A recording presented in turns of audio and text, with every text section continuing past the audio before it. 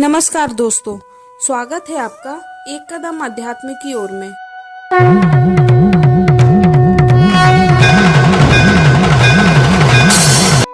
सावन का महीना भगवान भोलेनाथ की भक्ति का महीना माना जाता है और सावन के महीने में ही कांवड़ यात्रा शुरू होती है।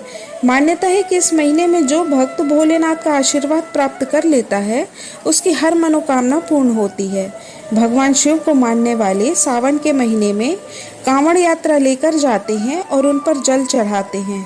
पौराणिक मान्यताओं के अनुसार भगवान शिव के ज्योतिर्लिंग पर गंगा जल चढ़ाने की परंपरा को कांवड़ यात्रा कहा जाता है।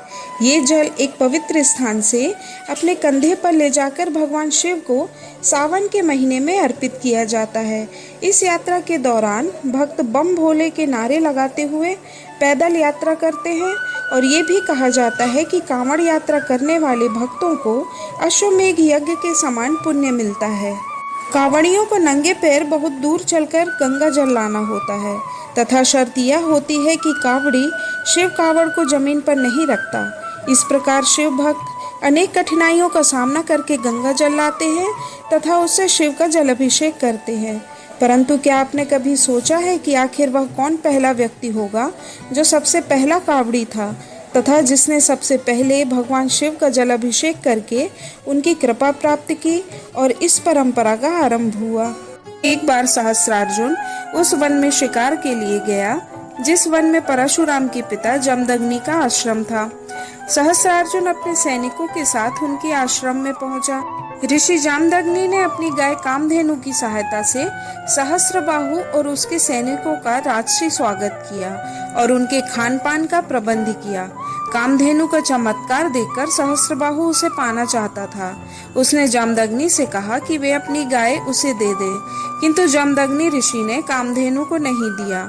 उनके इनकार करने पर सहस्त्रबाहु ने अपने सैनिकों को आदेश दिया कि वह कामधेनु को बलपूर्वक अपने साथ ले चले।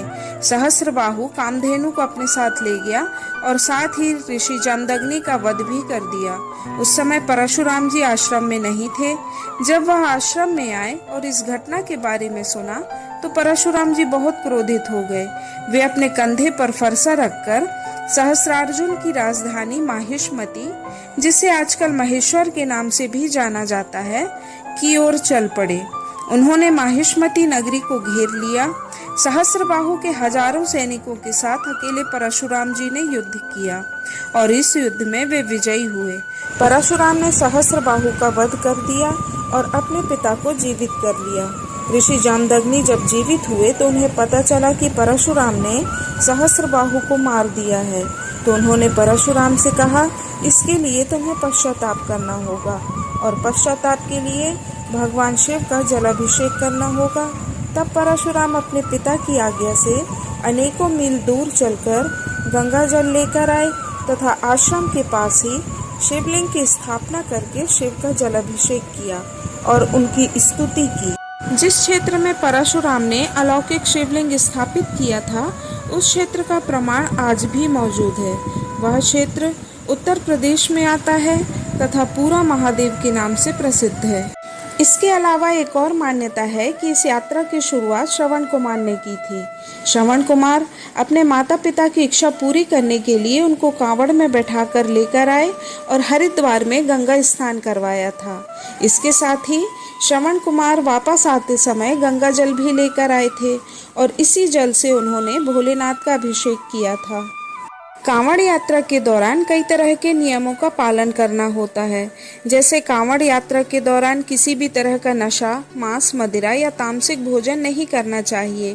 कांवड़ यात्रा पूरी तरह से पैदल की जाती है। यात्रा प्रारंभ होने से लेकर पूर्ण होने तक सफर पैदल ही किया जाता है। कांवड़ में गंगा या किसी पवित्र नदी का ही जल रखा जाता है। कांवड़ यात्रा के भी 3 प्रकार बताए गए हैं। पहली है सामान्य कांवड़ यात्रा।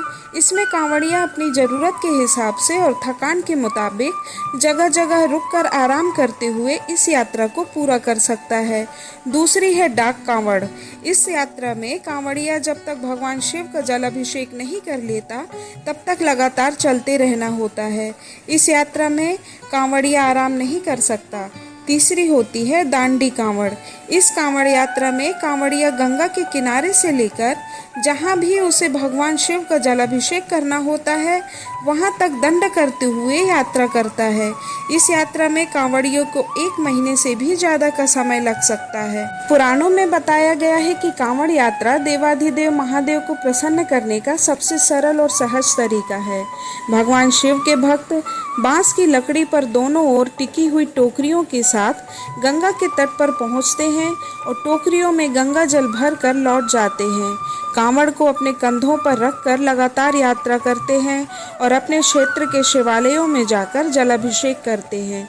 मान्यता है कि ऐसा करने से व्यक्ति को मोक्ष की प्राप्ति होती है और जीवन में कभी कोई कष्ट नहीं होता।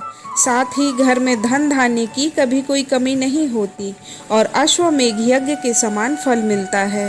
कहा जाता है कांवड़ के ये घट दोनों ब्रह्मा विष्णु का रूप धरे, बांस की लंबी बल्ली में है रुद्रदेव साकार भरे। कांवड़ की यह यात्रा भक्तों की आस्था और विश्वास के साथ जुड़ी हुई है। इस यात्रा के लिए श्रद्धा विश्वास के साथ साथ पैदल चलने की आवश्यकता होती है। ऐसा करने पर शिव जी की कृपा के चमत्कारिक प्रभाव व्यक्ति स्वयं देख पाता है। लोगों की आस्था के आगे यात्रा की दूरी भी कम हो जाती है और शिव जी पर जल अर्पण करते समय सभी भक्तों की यही प्रार्थना होती है कि यह अवसर उनके जीवन में बार बार आता रहे। यही वर भगवान भोले भंडारी सबको प्रदान करें। हर हर महादेव।